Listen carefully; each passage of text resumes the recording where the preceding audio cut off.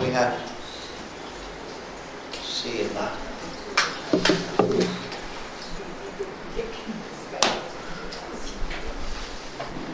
Bhagavan cannot be only the efficient cause. This Sankhya school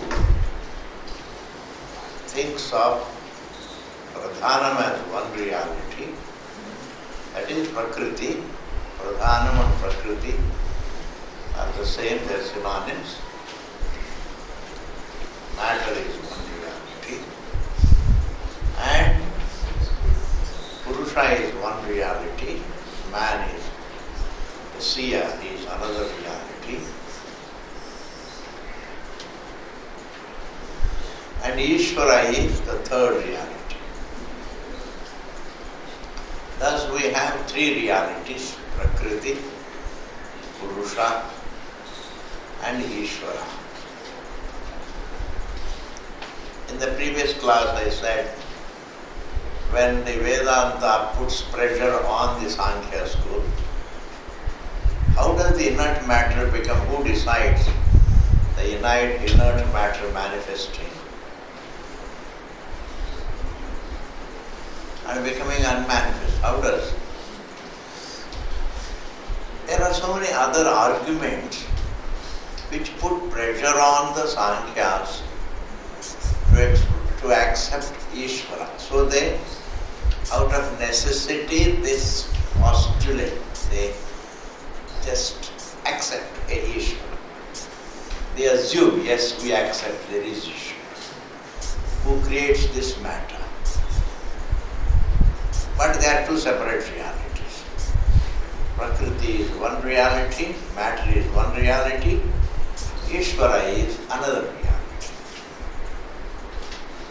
Achhi baat hai ji. But the problem is, but then you will say that Purusha is one reality, that is unlimited, Prakriti is unlimited reality, and Ishvara is also unlimited reality. How can he create the matter when he has no connection? You say there is no connection between one unlimited thing and another unlimited thing. Purusha is unconnected to Prakriti. There is no sangha, there is no asanga. Asanga means there is no connection, there is no sambandha. There is no relationship whatsoever. That is called asanga. Any kind of relation means a relationship. Any kind of relationship is a relationship. No kind of a relationship is no relationship. No kind of a relationship.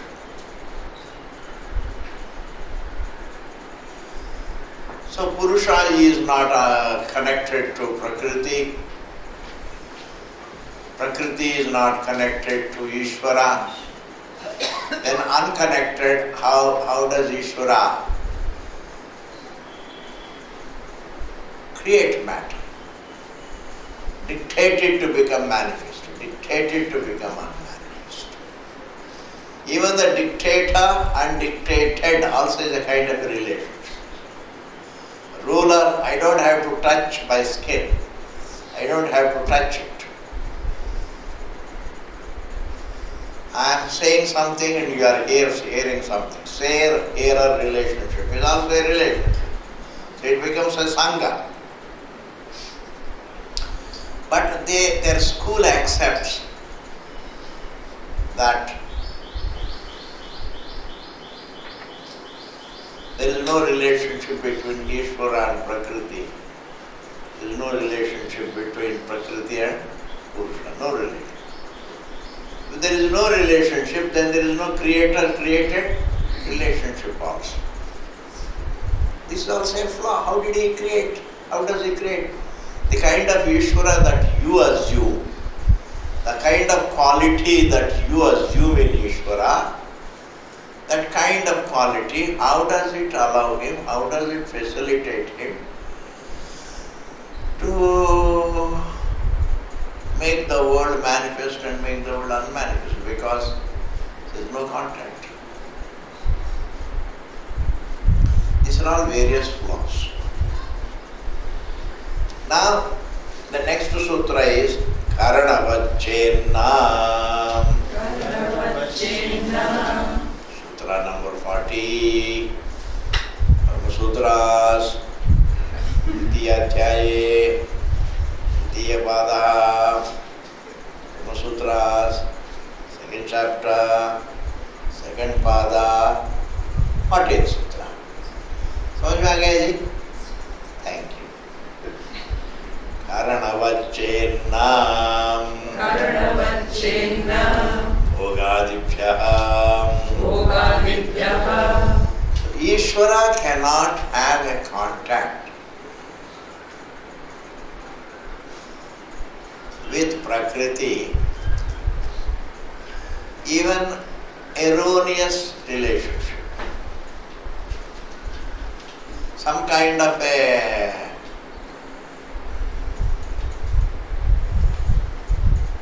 illusory connection. I am in the dream is a kind of an illusory thought. I am in space is an illusory thought. I am in time is an illusory thought. I am in this body is also an illusory thought. Amishi, is it not a fact? No, fact-looking illusion. There is no difference for the feeling. Fact-looking fact and fact-looking illusion में कोई फर्क नहीं है. Fact-looking illusion. Dream also is a fact-looking illusion. What is the difference between a fact-looking real silver and silver-looking shell? It looks they are the same. In my inner thought, it is the same. I want to grab this also, that also. I am affected, my thinking is affected by the sense of reality. Therefore,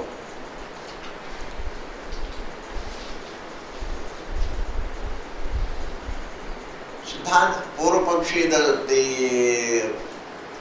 Sankhya school may argue like this, sir. You also say that Atma has connection with the body, illusory connection, some kind of connection.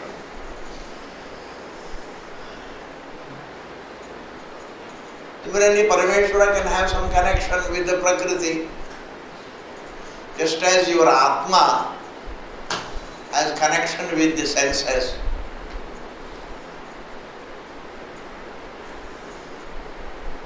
That is true, sir.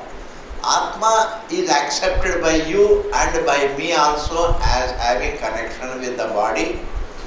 We accept Atma Deha connection as illusion, and you say there is Atma Deha connection for enjoying the Prakriti. Na Bhogadibhya. Going by your school of thought, Atma has connection, Purusha has connection with the body to facilitate pleasures, to facilitate bhoga. Going by Vedanta, there is a connection between the self and the body as an illusion, is an error, which you don't accept. That is the problem. If you accept things as illusory, if you accept that basically there is ignorance behind the whole perception of the universe, there is self-ignorance, then you won't accept the universe as another reality. You will accept it as an error about the reality. But you don't look at the universe as an error about the reality. You look at the universe as another reality. In that manner, but now Ishvara, how can he have connection with the Prakriti? You can't say some illusory connection Ishvara has with the matter so that he can dictate it to become manifest. He can dictate it to become unmanifest. But the dictated relationship you can establish, provided you accept a sambandha. If you accept a sambandha, then it becomes limited. So your previous statement that it is unlimited, your previous postulate that Atma is, Ishvara is unlimited will go.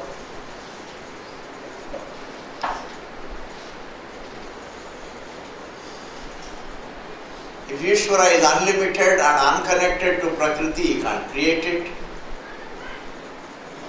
If he has got any connection, then he becomes limited. If you say there is an illusory connection, then you can't accept it as another reality. That means fundamentally you accept the illusion. But illusion is not accepted by you, avidya is not accepted by you. Behind the perception of the universe there is avidya, this is not accepted by you. And therefore, sir,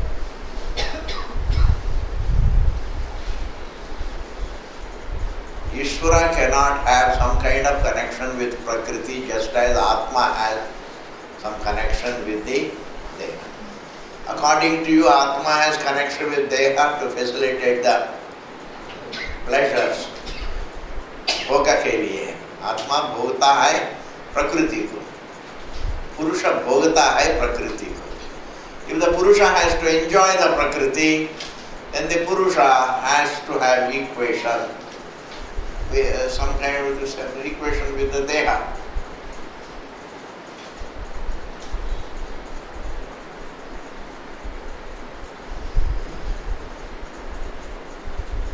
But whereas according to Vedanta, Atma has connection with the Deha as a matter of aviveka, as a matter of avidya, as a matter of illusion, which you don't accept. All these problems are there. Another flaw is that we accept Ishvara as only the maker of the universe, not the material. If he is only the maker, not the material, that goes against the Shruti. Only a maker, not the material, is always separate from what he makes. As separate from what he makes, he is definitely limited. A pot maker makes the pot, and he is other than the pot, and he is limited. As excluded by his creation, he is limited. The creation excluded by the maker. Any exclusiveness, any exclusion causes limitation. All inclusiveness makes you unlimited. All exclusiveness makes you limited. Therefore, this is a particular school. It can apply to all theologies. All the theologies which accept Ishvara, God as a mere maker of the universe, not the material, they all stand dismissed when we dismiss the Sankhya school. When we dismiss the Sankhya school, up to Purusha and up to Pradhana, this acceptance is, there is some logic. It's called a philosophy. It's called a speculation, speculated philosophy. But when you assume some Ishvara just like that, that is a theory. That is a sheer imagination, it has no logic at all. Accepting conscious being, accepting matter is not totally as two separate realities. It makes sense because that is how they look. The conscious being looks different from matter, matter looks different from the conscious being, and going by their looks, if you also have a school of thought that they are two separate realities, it's not totally ugly, even though it causes contradiction. Supposing you say consciousness is different, matter is different, it is perfect. Take it. There is a dissimilarity between the two also. But the moment you say consciousness is one reality, unlimited reality, matter is another unlimited reality. How can there be two unlimited? That also is a kind of a illogical speculation. It comes under speculation. Okay. But the moment you assume Ishvara out of necessity in your argument, accepting Ishvara out of necessity in your argument is ugliness. That is theology. That is theology. Out of sheer necessity to stand within the argument, when you are put some pressure, logical pressure on you, then out of sheer necessity to wriggle out of various kinds of flaws, you assume the existence of Ishvara. Understand, that is sheer ugliness. I would like to call it as theology, because most of the theologies are ugly, very, very ugly. For a thinking person, it's very ugly. Vedanta calls even Bhagavata Purana, a theology connected to Bhagavan Krishna, is also dismissed. Vedanta dismisses even the theory of creation as imagined by Bhagavatas. Bhagavatas means those who... Bhagavata Puranam is a book of devotion. That is wonderful. Bhagavata Puranam as a book of devotion is wonderful. That is, it is a Puranam. Puranam is in keeping with the Shruti. That's perfect. But the human beings create a theory. They come up with a theory. That theory is called Bhagavata theory.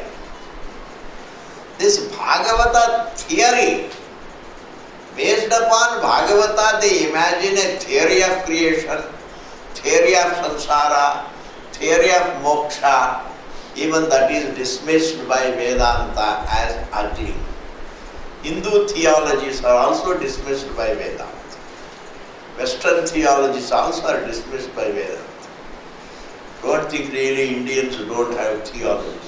Wherever there are human beings, there are theologies, imaginations. Imagination, the name is a human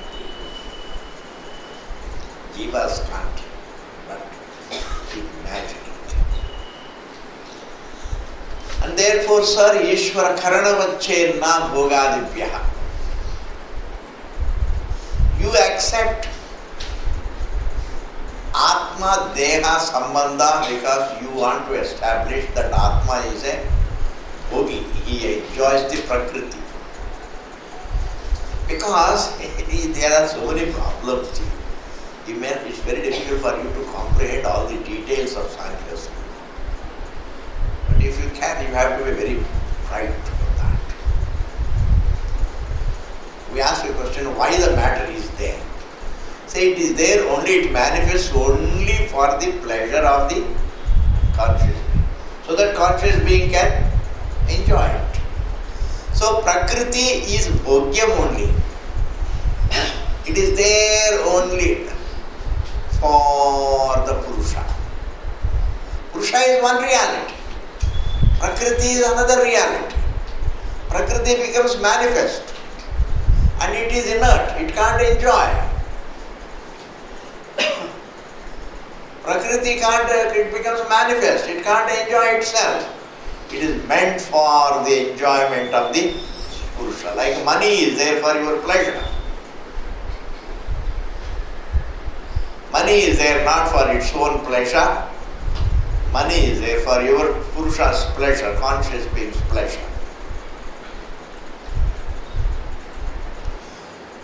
Like this they have. And there are so many questions they can't answer. If the Purusha is unlimited, why should she have the pleasure?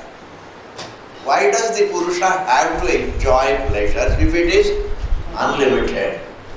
You can't accept it as self-ignorance because you don't accept the ignorance about the unlimitedness. This is the problem. Without accepting that man is ignorant about himself, you can't explain away anything. Without accepting the ignorance about the waking state, you can't explain away the dream state. In fact, you can't explain away the mirage without accepting the ignorance about the sand.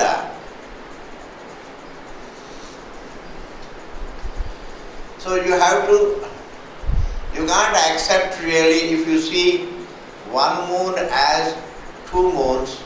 I can't explain away why you are seeing one moon as two moons without taking into account the fact that you have cataract.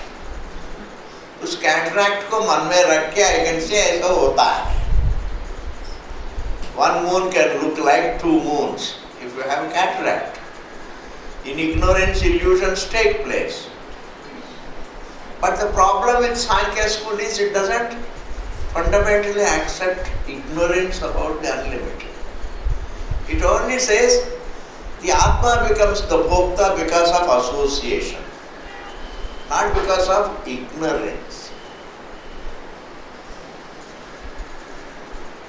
Problems to hygiene.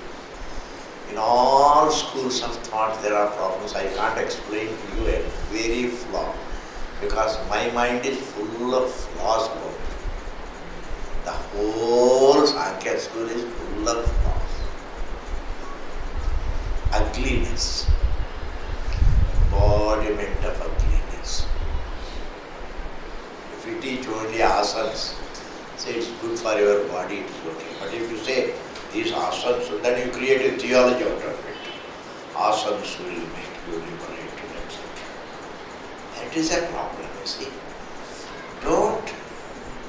A simple exercise, a simple logic, exercise has its place. Asanas have their place. Values have their place. Concentrations have their place. Meditations have their place. But don't say they're all unconnected. They're all meant only to help person to understand himself. Otherwise, what do you do with all these disciplines? This is my question. Just as what is the use of the matter except as bhogya for the object, for this conscious being? What do you do with the money unless it is available to be enjoyed? An object is there only as a bhogyam, as something to be enjoyed by the Purusha. Prakriti is only bhogyam for the Purusha. That is how it looks to begin with. Later on Vedanta explains, it looks like bhogyam, but actually it is adhyasa. You enjoy the dream. While enjoying the dream looks like bhogyam. But as perception, it is an illusion. So every bhogyam has to be, to begin with, as perception, it is an illusion. So a dream can be looked at as two things, as a perception, as a bhogyam. Bhogyam means enjoy. You suffer the dream objects, you enjoy the dream objects, you suffer the dream phenomena, you enjoy the dream phenomena, etc. The dream also is bhogyam. But you can also look at the dream as a perception. That's a more fundamental view. That it is bhogyam is a very gross view. It can become bhogyam for me only after perception. It is perceived, then it becomes a bhogyam. Not that first it is a bhogyam and then it is perceived.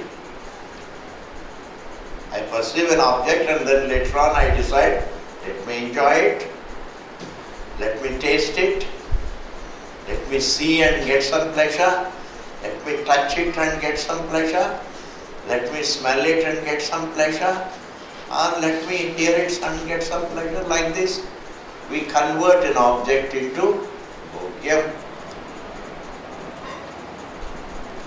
But even before an object becomes bhogyam, it is perception. As perception, it is an illusion.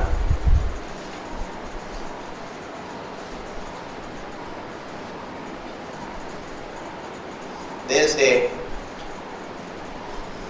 question is, sir, if Prakriti is meant for the pleasure of the Purusha. My question is, the Purusha is unlimited, why does the Purusha want pleasure? Then you have to see, he doesn't know that he is unlimited. Then you become a Vedanti. That is the problem. The Purusha doesn't know that he is unlimited. That means you come to accept ignorance. If you accept self-ignorance as the reason for the gravitation towards the objects, self-ignorance is the reason for the gravitation towards the objects, then you become a Vedanti. But you don't do that. Thus Sankhya is full of questions. Next sutra. I can go on enumerating blocks till evening, until you fall asleep, which is also a flaw. By listening to Vedanta, you are not supposed to fall asleep. And if you fall asleep, that is also another flaw. And you wake up after the class is over, that is another flaw.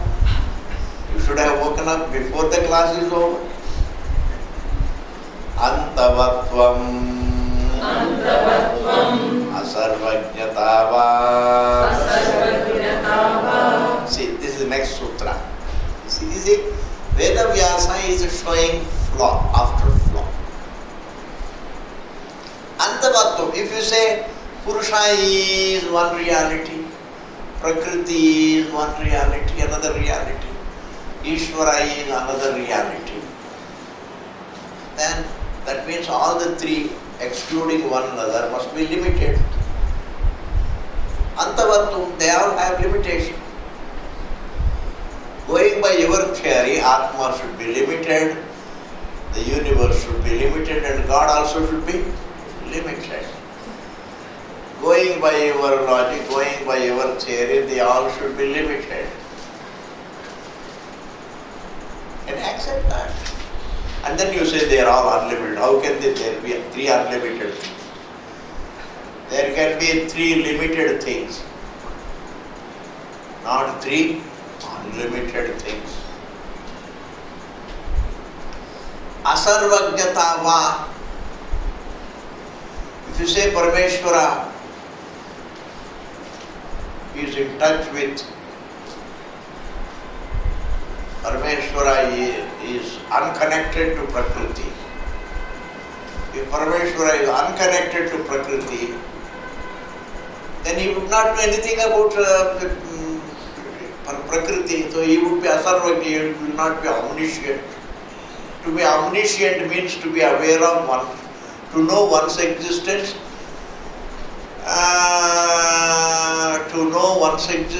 and also to know the entire existence. Knowing that the entire existence is in touch with him.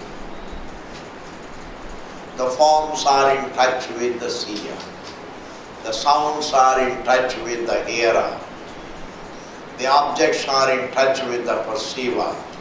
The thoughts are in touch with the thinker. All experiences are in touch with the experiencer. The three states are in touch with the experiencer of the three states. Life is in touch with the one who experiences it. Death is in touch with the one who experiences it. That is called sarvajña, omniscience. That way every living being is sarvajña. That is why he say ununderstood by him. That is why the Shruti comes and says, hey, you are sarvajña, Ishvara. But you don't know, recognize it.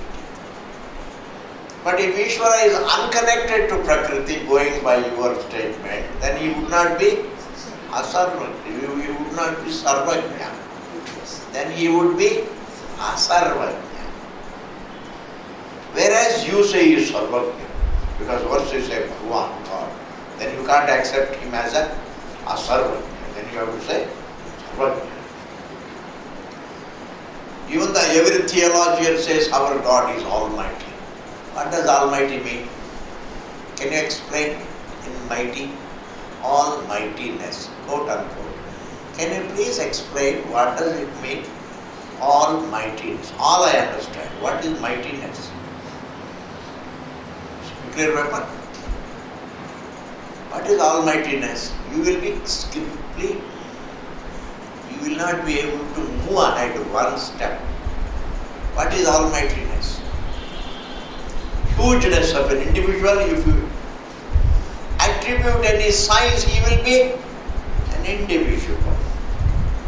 A pebble is an individual.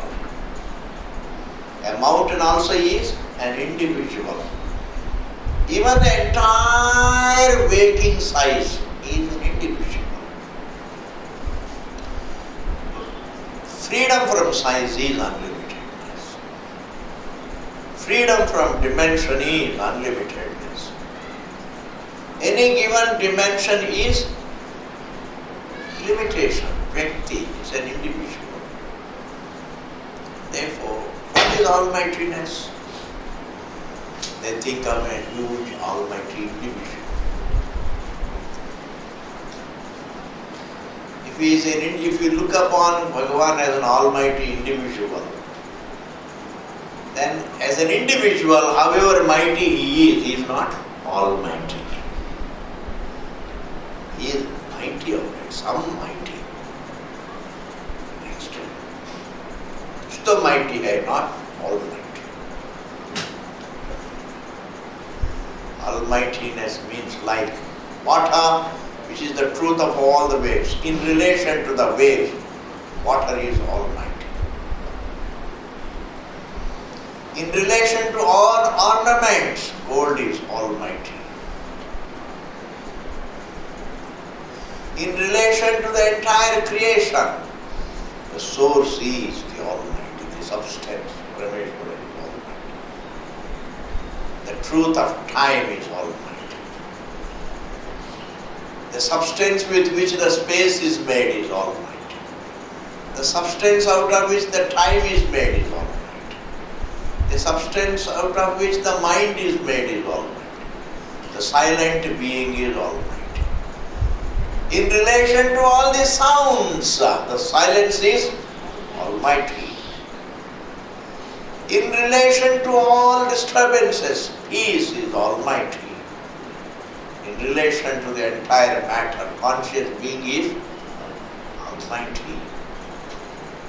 And it is not at a distance, because the moment you bring in the word consciousness, it's not at a distance, it is yourself. You can't think of a conscious element somewhere. If you think of something, it is matter. And the conscious identity is only your identity. You don't have conscious identity, it doesn't exist elsewhere. Are you able to follow? Conscious identity doesn't exist elsewhere. Conscious identity is your own identity. Clear, Ji?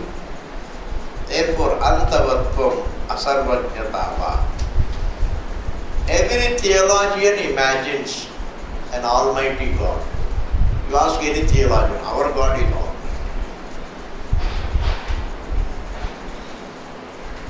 Our Allah is almighty. Your Ram is almighty. Maybe. And Christians say our God is heaven almighty. Everybody says almighty. Now I come as a Swami.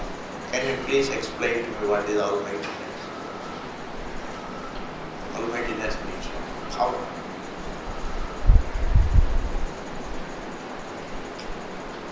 60-footer God. That's why they make God tall. Make him mighty.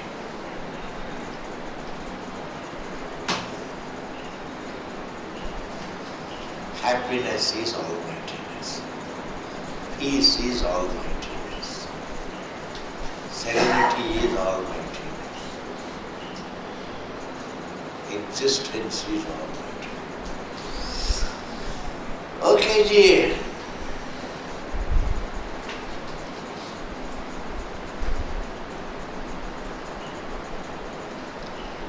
This is over. The Sankhya school we have completed.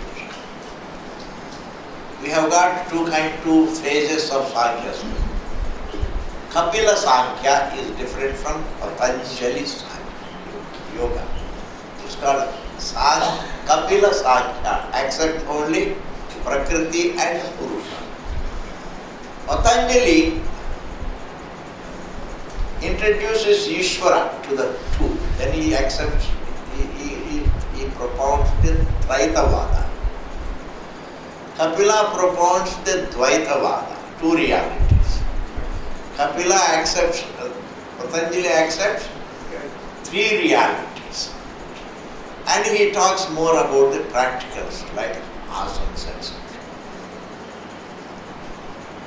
When you can't really convey the truth to the people, then what do? You start teaching some practical things like meditation, some asanas. Maybe people are more interested in the health-related things.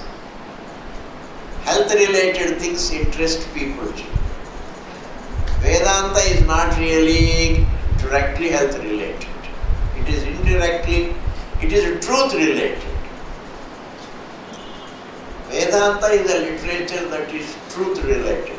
Whereas man is interested in the health-related things, your business-related things, money-related things, which is what's called useful things. He calls anything that is health-related, survival-related, security-related, this is called the useful things. But Vedanta doesn't talk about things health-related, etc. It is very frank. It talks about your eternity. I don't think his eternity is health-related. Eternity is business-related. Therefore, a person who is mentally matured, who has grown out of the health-related interests, grown out of the business-related interests, has grown out of the samsara-related matters, he has grown out of all that the creation can give, he takes interest in Vedanta. But understand, studying Vedanta can give you, even though it doesn't talk about health, but the subject matter of Vedanta is such, it really is good for your health because you become peaceful with it. When you are inwardly peaceful, your mind is peaceful, your body is peaceful, and definitely the members of your family are peaceful. You don't really pounce on them when you are peaceful. When you are frustrated, then you start biting them and even eating them up. Then they also lose their mental peace. Therefore, Vedanta's topic, even though is not directly health related, directly wealth related, directly or business related, directly material security related, directly society related, it is directly related to your eternity, your being the eternal being. How the self is the truth of everything. Such a fundamental interest comes to a person when he has grown out of all other empirical interests. When I have grown out of all the empirical interests, I have grown out of all interests. I have grown out of wealth, wine, women. Need not be by experiencing them, but by just analysis of them. Sometimes analysis also matures you. In order to become mature, you don't have to burn your fingers every time. That is why Vedanta says, mature yourself by your pariksha, analyze. Observe and analyze. You don't have to touch the fire. You don't have to taste every drop of the ocean to know that the ocean is saline. You taste one drop and make an inference that the whole ocean is like this. Because there is a logic. If one sense contact is called pleasure, if one sense contact called pleasure is limited, then every sense contact called pleasure is also limited. Even heavenly sense contacts called pleasures are also limited. This is what is called inferring things. Inferring. This is called bulldozing thinking. In my terminology, it is called bulldozing thinking. It's a bulldozing thinking, yes. And therefore, when a person has really grown out of all interest in life, he has grown out of the interests of various, the interest for charming things, interest for music, interest for dance, interest for Bollywood, interest for name, fame, power, position, accolades, clappings, etc. You have really analyzed and grown out of all interest. Then you come to because if you have any interest, empirical interest in the creation, you will not come to study the literature about the source. But supposing you have interest also, a businessman can have business interest. See, that's not called business interest. He does business with interest in Vedanta. He does business for survival, but his interest is. There is a difference between doing business and having business interest. So, is it really like that? Yes. Having a business interest means I must make money more and more. Still has the attraction for. But just to run the family, I do business. That's not my interest. My interest is Vedanta, but then I have to do business. It is more a duty than an interest. Business is more a duty than an interest. Doing a job is more a duty than an interest. Looking after the children also should become more a duty than an interest. Family is more a duty than an interest. Then even as a grihastha you can study the Vedanta. That means a person who does everything as a duty with his interest in Vedanta is a rishi, a sage life. Such sages are very rare in this world. Like Vasishtha, rishi. Any rishi, you think of any rishi. Credible rishis. Not like Vishwamitra. Vishwamitra becomes a target for missiles. Indra sends a missile. He sent a missile called Menaka. And instead of missile moving towards the target was attracting the missile.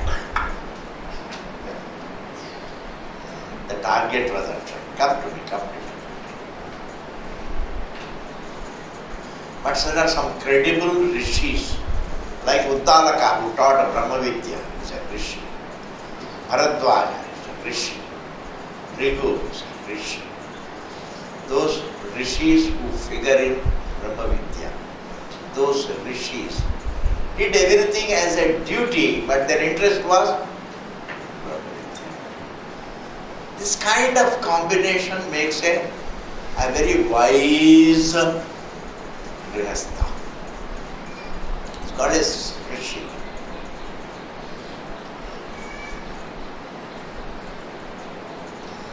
Thus you have Kapila Sankhya, Patanjali Yoga, both have the same thing.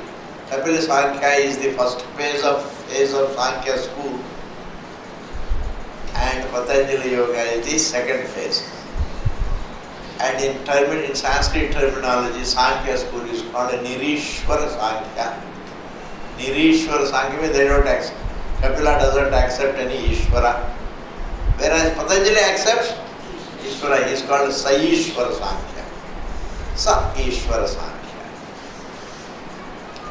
Nirishvara Sankhya and Saishvara Sankhya. We have dismissed both. Sankhya school, Kapila Sankhya, we dismissed that if Purusha and Prakriti are two separate realities, they cannot be unlimited enough. If Purusha and Prakriti and Ishvara, there are three realities, then also they are limited. So Varji is nothing great. Indian philosophies have nothing to give you. Indian theologies have nothing to give you. The world's speculations have nothing to give you.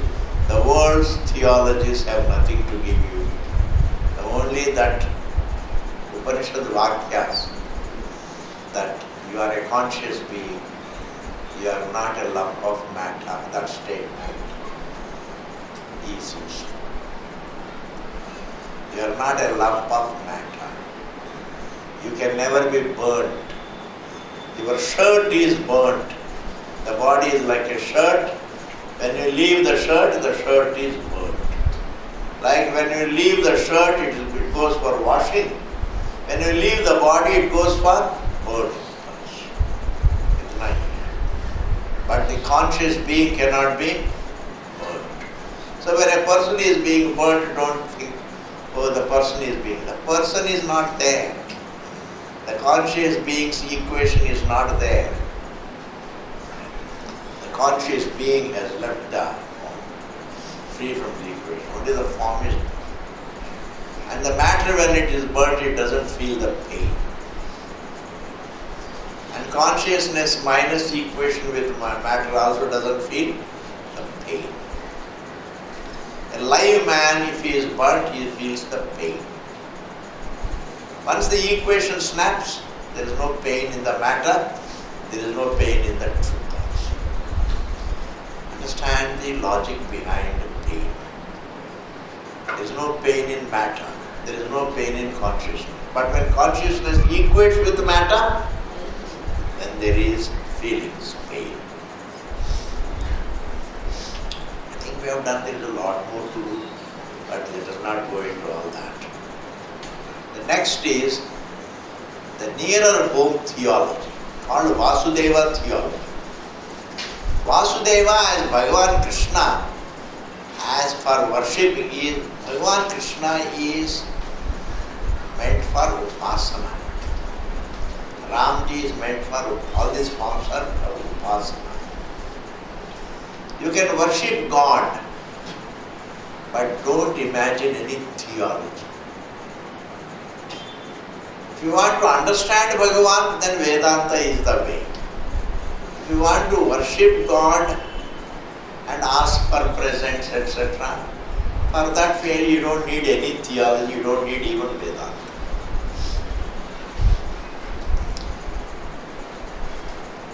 But our Bhagavata, there is a Puranam called Bhagavata Puranam. This Bhagavata Puranam is good, excellent. If you go on narrating story and creating in people bhakti for Bhagavan, then it is a bhakti literature. But along with the Bhagavata story, the story of Bhagavan, the various exploits of Parameshwara in the form of Avatara, instead of narrating Bhagavatam, you imagine a theology, a theory of creation, a theory of samsara, a theory of moksha, a theory of jiva, a theory of karma. You imagine this just as the karma kanda is, there is nothing wrong in it. Mula Shruti Karma Kanda is wonderful, it only gives you rituals. But the spiritual theory created out of the Karma Mimamsa has a flaw. Karma is good, but not Karma Mimamsa. Karma Mimamsa also is good. Karma Mimamsa comes up with a theology about the truth. That has flaws. That is dismissed by Vedanta. Bhagavad Puranam is good. Story is good, Katha is good. But along with the Katha, you create a theory about it, the creation. Something different from Vedanta. Then that needs to be dismissed by Vedanta. Vedanta dismisses even its first cousins. Hindu theologies are not spared by Vedanta. Hindu theologies are also dismissed. What is the Hindu, this Bhagavad theology? Bhagavatas, they are called Bhagavatas, like Vedantis. These Bhagavatas means they look upon Bhagavan Krishna as Paramatma, Vasudeva, and there is Sankarsha as Sankarshan. Pradyumno Vasudevo Naam Paramatma Uchyate Sankarshano Naam Jivaha Pradyumno Naam Manaha Aniruddho Naam Ahankaraha. According to them, Bhagavan Krishna is Paramatma. And Sankarshana is another person. He is called Jiva, Sankarshana. And Pradyumna, the son, is called the mind. And Aniruddha is Ahankara. ठीक है जी, these are other names, doesn't matter. If you are calling Paramatma itself by another word called Vasudeva, it is all right. If you are calling Jiva by another name as Sankarshana, I have no objection. If you are calling mind by another word called Pradyumna, I have no objection.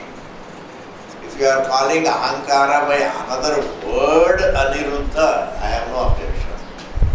But the problem with all these Bhagavatas are, Bhagavan Krishna is the noun and all the three are his adjectives.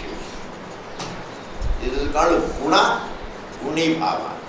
They create noun-adjective relationships. That means mind becomes the quality of Ishvara, Vasudeva. Sankarshana becomes the quality of Ishvara. If there is noun-adjective relation, it becomes impure. If the impure mind is a quality of Vasudeva, then Vasudeva also becomes impure. If Ahankara is a quality of Vasudeva, then Vasudeva also becomes impure. If Sankarshana also becomes a quality of Vasudeva, Sankarshana being impure, Jiva is impure, then Vasudeva Paramatma also would be impure. Therefore, Vedanta does not accept a noun-adjective relationship between Paramatma and anything. Whereas Bhagavatas accept noun-adjective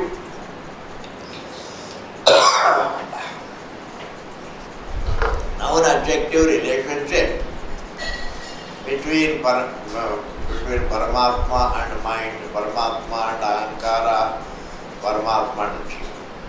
Whereas Vedanta says Paramatma is the fact, Jivatvam is an error, mind is an error, Ahankara is an error, the entire creation is an error about Paramatma. Whereas Bhagavata says nothing is an error, everything is a quality of Paramatma. Paramatma का ही एक quality है. ये भागवतास जो है, they may be Bhagavatas, but they create a problem for Vedanta.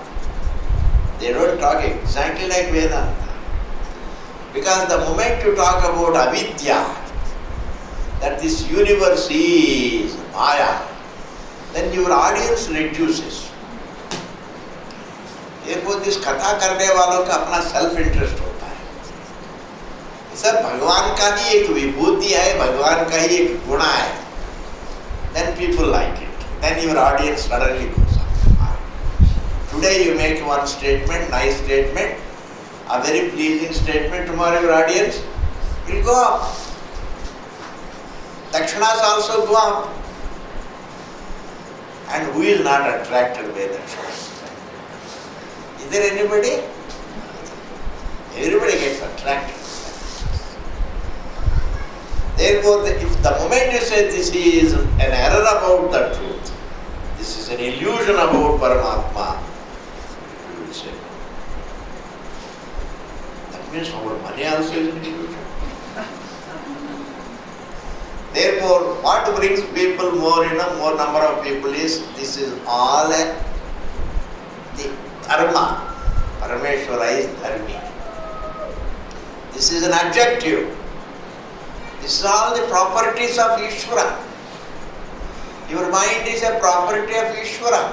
Property means a guna, is a quality of Ishvara. In this manner, Bhagavatas, not only they talk about, narrate Bhagavata story, but they also talk about a theology. This is what is called Hindu theology. Bhagavan Vishnu is there in Vaikuntha, Brahmaji is there in Brahmaloka, Shiva is there in Shivaloka. This is all what? Hindu theology. That is all right. Having accepted all these are all nice. They are not even a theology. Bhagavan Vishnu is Upasya.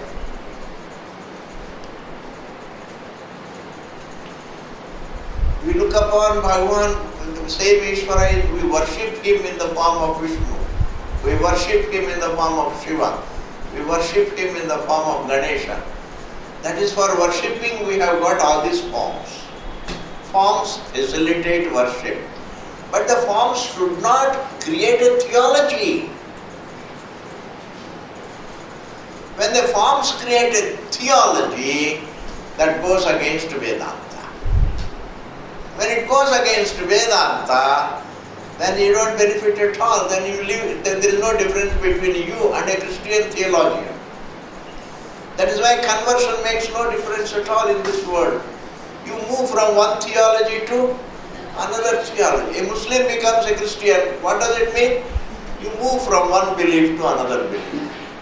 A Hindu becomes a Christian.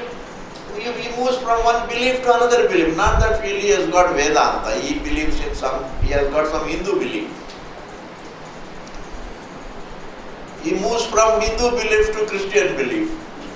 He moves from Hindu belief to a Muslim belief.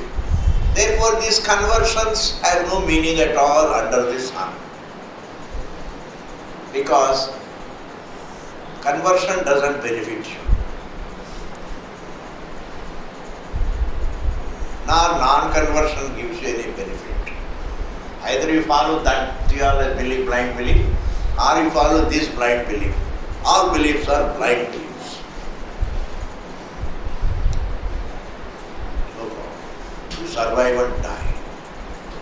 What makes a difference in life is looking into Vedanta, which is not a theology. ये बात को समझाना बड़ा मुश्किल है. Vedanta is not a... Moving from a belief to Vedanta makes a difference. Moving from one belief to another belief makes no difference. But moving from one belief, any belief, moving from a belief to Vedanta, which is your existence, makes a difference.